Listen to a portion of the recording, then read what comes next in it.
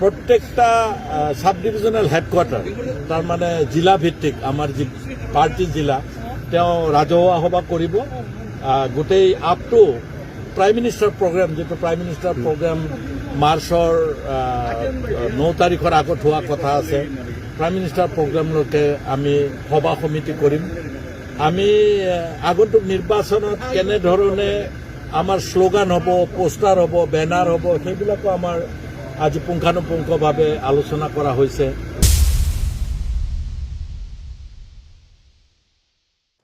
खुलुमबाय रायजोफोर गिबिसिनथाराव फिथांखि blog YouTube चेनेलनिफ्राय रायजो राजा बयनिसिमबो फुंबिलिनि गोजोननाय बावहरग्रोनाय जाबाय जायफ्रा सानफ्रोमबो खौरां खोनासंनो मोजां मोनो नोंथांमोननि थाखाय आङो दिनैबो आरोबाव माखासे गोदान भिडिअसफोर लानानै फैबावबाय भिडिअआ मैयाबो आं हगारखादोंमोन बिनिनो ससे बेलेन्स थानायखौ आं दिनैहाय बुंनो थाखाय बे भिडिअखौ लानानै फैनाय जादों जायनि भिडिअआ रिन्जय बर'नि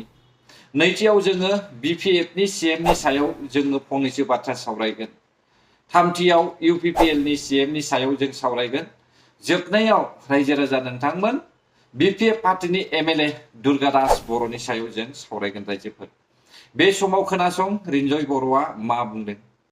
जोङो 80,000 नि बारा चेक साफायनांगौ दङ आरो गोबां माने भुल लिरदों एकाउन्ट नाम्बार कारेक्सन खालामनो गोनां जादों बेजों लोगोसे माने IFC कोडखौ मिलायनो हायाखै माखासेफोरनिखौ सेल्फ हेल्प ग्रुपनाबो गोबां माने बेबायदिनो जानानै दङ दा बेखौ खालामनायाव एसे टाइम लादों आरो बेंकआ जोंनो एभेलेबल चेकखौ होनो हायाखै जाजोबगोन थेवबो इलेक्शननि सिगां गासिबो मोनजोबगोन दा चेकखौ बेबायदि गिदिर गिदिर खालामनाय जादों बेखौ डायासआव राननाय जागोन आरो UPPLआ मैयायो बिराद जोंनि सरकारखौ रायदों हाग्रामा सारखौ रायदों आरो थगायदों होननानै बुंदों गावसोरसो थगायदों गावसोरो वुमेन सेल्फ हेल्प ग्रुपनो 75,000 होगोनना गावसोरसो बुंनानै लादोंमोन किन्तु सासेनोबो होनायनि उदाहरन गैया रायजोफोर बे एखे भिडिअखौनो आङो ससे मैयानि समावबो खोन्थानानै होदों दिनैनि भिडिअआ गुबुन ससे आरोबाव दस्रा बुंनाय राव नैबेयावहाय बिथाङा मानो इसेबां थगायखो नोंथांमोनाबो सानदों जानो हागौ ना 1600 कोटी टाका बबेनिफ्राय BPF सरकारा लाबोनानैहाय रायजो राजाफोरनोहाय सासेयाव 2 लाख करि 80,000 सुबुंनो होनो हानांगौ जाखो ओरैबायदि नंखायखा बाथ्राया दे रायजो राजा नोंथांमोन मानोना सासेयावहाय जुदि 2 लाख करि होयो 80,000 सुबुंनोहाय अब्ला 1600 कोटी टाका नांगौ अब्ला बबेनिफ्राय मोनलायखो बाजेटआनो 1600 कोटी टाका सिमान थाङा अब्ला बबेनिफ्राय बे रिन्जय बर'आ बर' रायजो राजा ओरैनो बेकार थानाय लाइमोनफोरनोहाय सासेयाव 2 लाख होनो हानांगौ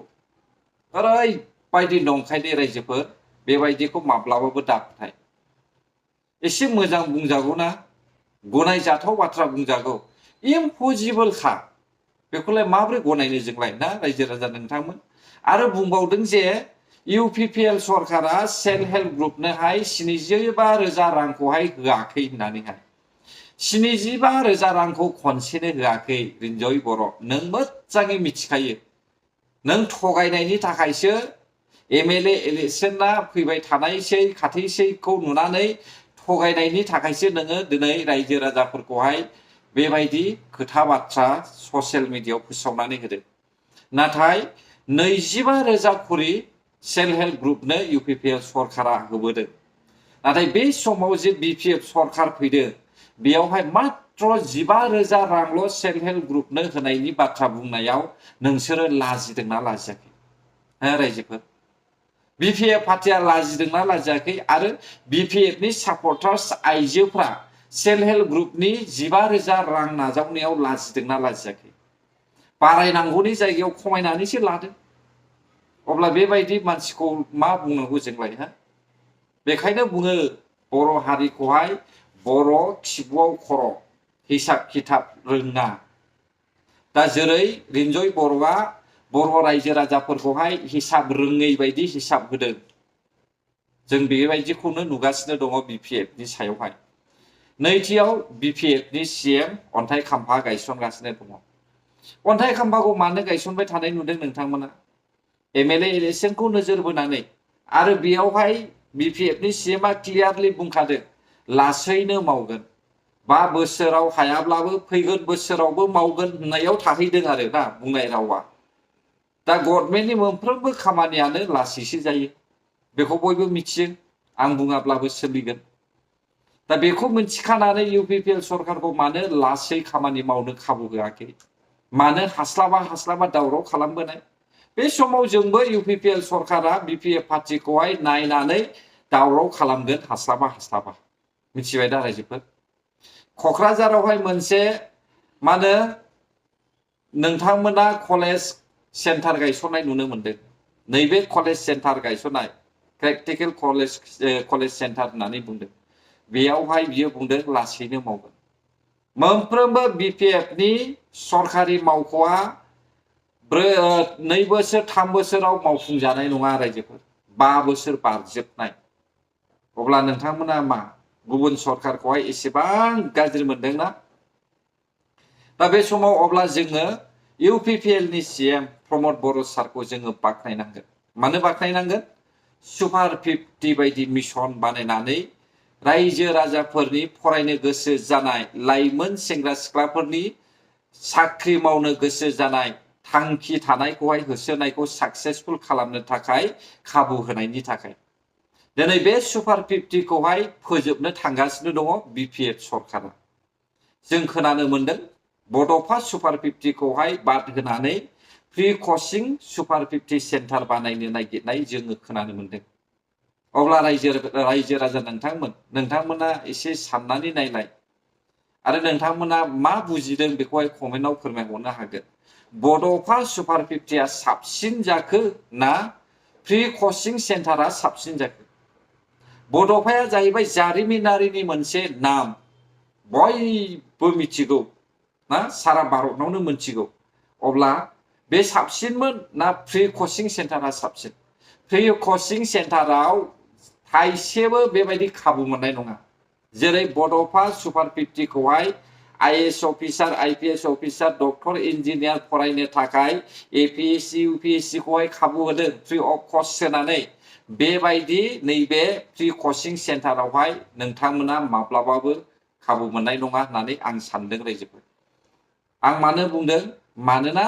बिपिएफनि सीएमआ सोलोंनायनि बेलायावहाय सोलोंथाइनि बेलायावहाय गोसो होआखै रायजो राजाफोरखौहाय लामा सामा बानायनानै होनाय दालां बानायनानै होनाय अन्थाइ खाम्फा गायसननानै होनाय नैबेयावहायल' गोसो होदों बिपिएफनि सीएमआ बियो फरायनायनि बेलायावहाय जेबो गोसो होआखै बेनि थाखायनो आं बुंदों जे बिपिएफ पार्टिया फरायनायनि थाखाय खाबुखौ होनाय नङा जायफ्रा फरायनो गोसो जादों IAS officer IPS officer UPSC APSC खौहाय दिल्ली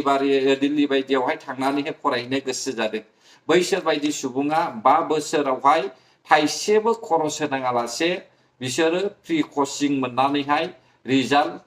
पास खालामनानैहाय साख्रि मावनाय जों नुदों अब्ला बे खाबुखौहाय बिपिएफनि समाव मोनगोन ना मोना बियो खाफालनिसो खोथासै रायजोफोर अब्ला इउपिपिएल सरकारा मा मावाखै गोजोनबो खालामनानै होदों बोसोरबासिम आरो एमएलएफोर थाग्रा एएमफोर थाग्रा बिल्डिंबो बानायनानै होदों 4 बिल्डिं 4 स्टरनि बिल्डिं आरो अडिटोरियामबो लुनानै होदों गं 40 था आरो बेजों लोगोसे जोंनि बर'फोरनि हा फाट्टाखौबो राननानै होदों अब्ला मा खामानि मावाखै रायजोफोर मेगनजों नुनाय खामानिखौ मावनानै होआखैब्लाबो मेगनजों नुयै खामानिखौ इउपिपिएल सरकारा मावदों बिपिएफनि खामानि इउपिपिएल सरकारनि खामानि गोबां फाराग दङ आकाश पाताल फाराग दङ मिथिबाय दा रायजोफोर दिनै इउपिपिएल सरकारा हारि जौगानायनि खामानिखौल' नाजायो नाथाय बिपिएफनि सरकारा गामि जौगानायनि गामिनि लामा सामा बानायनायनि खामानिखौल' नाजायो ना सोलोंनायनि बेलाखौनो बिथाङा सिन्था खालामो ना बर' हारिनि फिउचारनि थाखायनो साननो हा बेबायदि थगायजायो बर' रायजो राजाफ्रा बिपिएफ पार्टिजोंहाय इसेबां थगायजायो रायजोफोर नोंथांमोना दिनैनि समावहाय दुर्गादास बर'आ मिनि सेक्रेटारियेटनि सायावहाय फंनैसो बाथ्रा बुंनाय जों खोनानो मोनदों नाथाय दुर्गादास बर'आ सोर बर' हारिनि दुर्गादास बर'आ मा खामानि मावो एकमात्र दुर्गादास बर'आ MLA हिसाबै गुवाहाटीनि एसेम्ब्लियाव तेजपुरनि एसेम्ब्लियाव थांनानै बर' जातिखौहाय एरग्लुंनानै होनोल' गोरों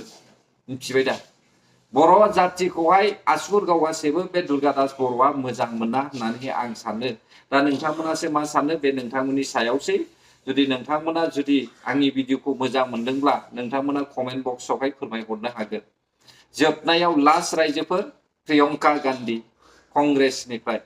दा बिथाङा जुबिन गार्गनि रुंसारि सानखौहाय लोब्बा लानानैहाय बिथाङा बाहागो लाफैदों बेयावहाय मोनफ्रोमबो जातिनि गाननाय माने गनायथि मोननाय जायफ्रा माने मान बावो बे जिखौहाय एंगारजोबनानै बर'नि आर'नाइखौल' लादों बिथाङा बर'खौहाय बाख्नायनानैहाय बे आर'नाइखौहाय मोजां मोननानैहाय गाननाय जों नुदों दा बियो गिदिर बाथ्रा नङा एसेबां गिदिर बाथ्रा नङा नाथाय आंनि साननाया बेसो कंग्रेसआबो जोंनि ट्राइबेलनि थाखाय बारा मोजां नङा थांनाय 22 बोसोरसिमहालागै कंग्रेसआ जोंनि बर' रायजो राजाफोरनि थाखाय सरखारमोन BPF जों एलायन्सआवहाय नाथाय बेयाव जेबो डेभेलप खालामाखै एकमात्र फैसाखौल' नायनानै हारिनि गेजेराव दाङाबाजि खालामबोनाय मोनसे सरखार कंग्रेसआबो